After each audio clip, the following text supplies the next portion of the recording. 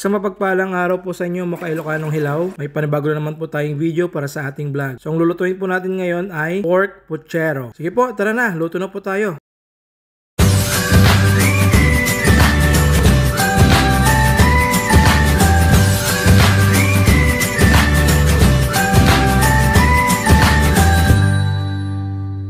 Bali, pang una po natin gagawin ay slicing po natin yung kamatis. Ganyan lamang po kaliliit ang gayat ng kamatis natin para madaling maluto. So ang susunod po natin na gagayatin ay ang potato or ang patatas. So ganyan lamang po kaliliit ang paggayat ng patatas. Bali, ganito rin maggayat ng ating carrots. So ganyan lamang po siya kaliliit. So bali po, ugasan po natin ng maigi ang Baguio beans. Tapos ang pagputol po ng Baguio beans ay ganyan lamang po kaliliit. Parang sitaw lamang.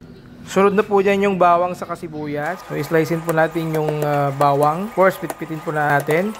And after that, yung onion, slicein po natin. So, susunod na po dyan yung repolyo. So, ganyan po siya kaliliit para madaling maluto. At of course, hindi mawawala yung saging. So, hindi po ako nakabili ng saging na saba. So, bali ito po yung saging ng Indian. At least may saging yung puchero natin. Ang susunod na po natin na gagawin ay hatiin na po yung pork. So, ganyan lamang po siya kalalaki. Sige po mga Ilocanong Hilaw, pwede na po tayong mag-start magluto. Ang una po natin gagawin ay painitin ang kawali.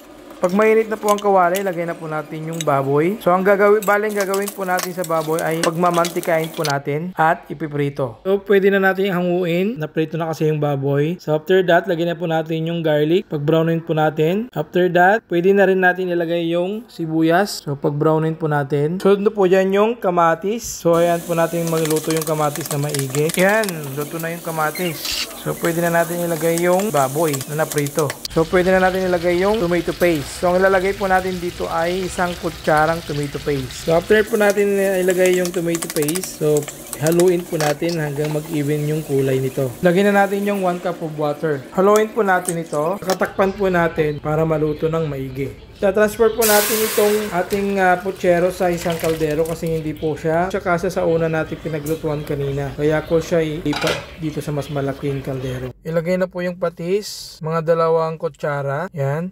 At saka isang kutsarang asin, which is Himalayan salt.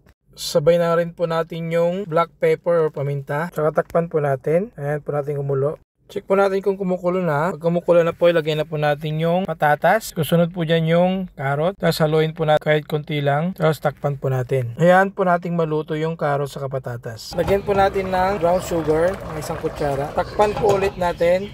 Check po natin yung patatas sa carrots kung malambot na. Kung malambot na po, pwede na natin ilagay yung Baguio beans. After po ng Baguio beans, pwede na natin ilagay yung saging.